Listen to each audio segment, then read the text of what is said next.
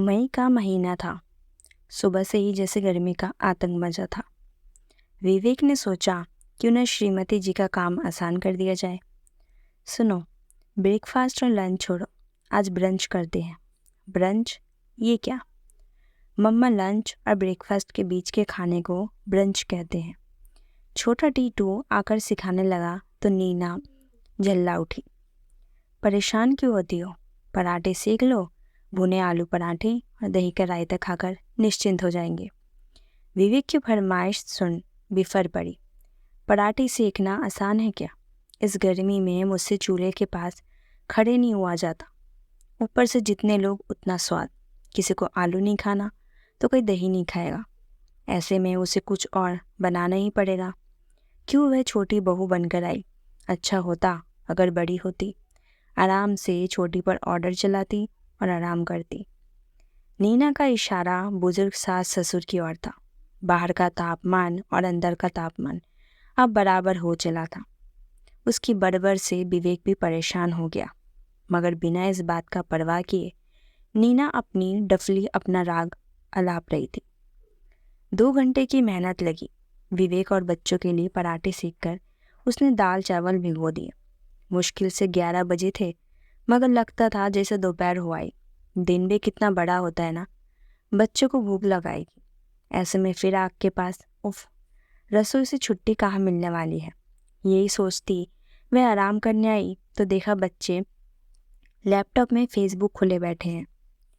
माँ, देखो चाची की तस्वीर। चाचा चाची इंग्लैंड में है, कितने अच्छे लग रहे हैं। अरे, उन लोग का क्या है, सिर पर कोई जिम्मेदारी थोड़ी ही है।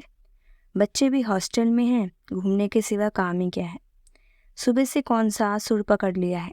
तुम्हें पता भी है मेरे भाई भाभी ने कितनी तकलीफ़ें काटी है। अब अगर घूम फिर रहे हैं तो तुम्हें क्यों तकलीफ़ हो रही है? भाई की बात पर विवेक से रहा ना गया। क्यों? क्या मैं इकलौती बहू हूँ?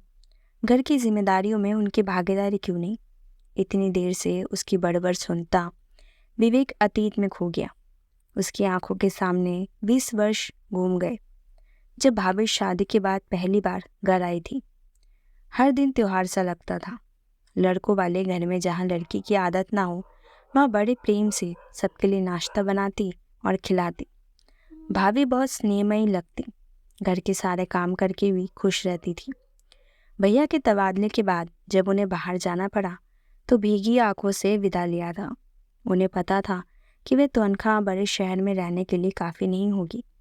कुछ ही दिनों बाद पता लगा कि घर के काम के साथ उन्होंने ट्यूशन पढ़ाना शुरू कर दिया था। इस तरह वह घर बाहर व बच्चों की जिम्मेदारियां उठाने में भैया का सहयोग करने लगी। पूरे 20 वर्ष लगे, तब जाकर बच्चों का करियर बना।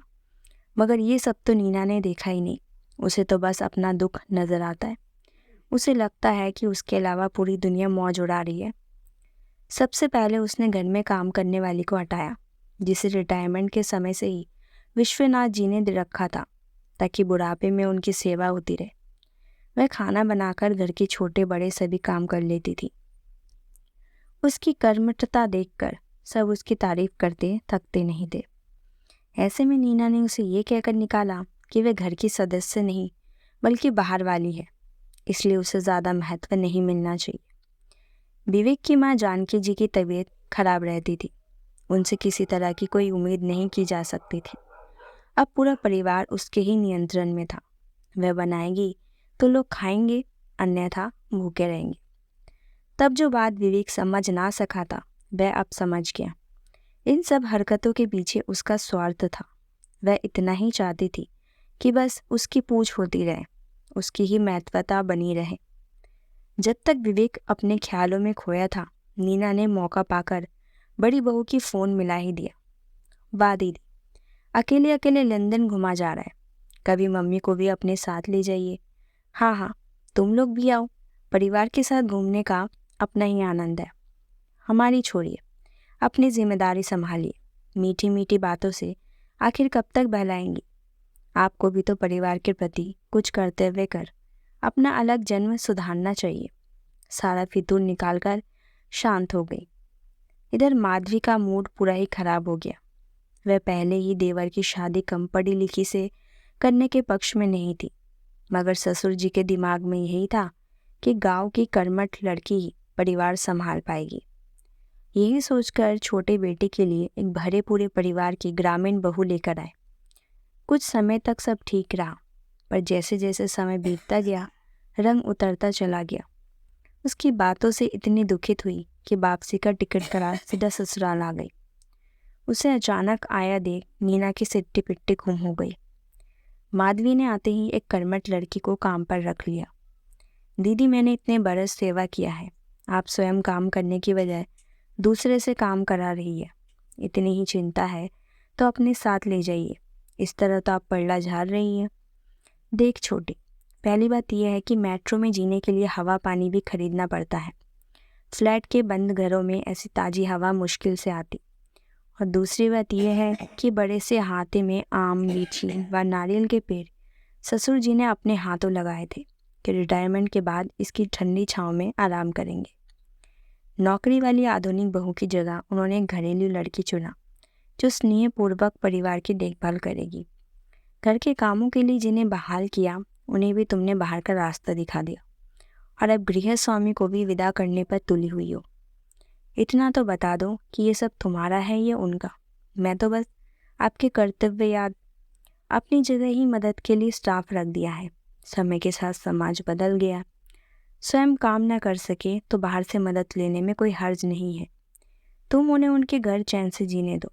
उनका जीवन, उनका स्वास्थ्य एवं उनकी पसंद हमारी प्राथमिकता भी यही होनी चाहिए और कुछ नहीं।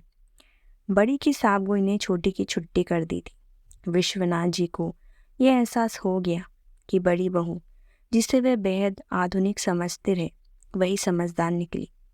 ग्रामीण व अनपढ़ बहू घर गृहस्थी की बजाय चालाकी में दक्ष निकली। इस बात का एहसास हुआ तो मन पर पड़ा भ्रम हट गया। धन्यवाद।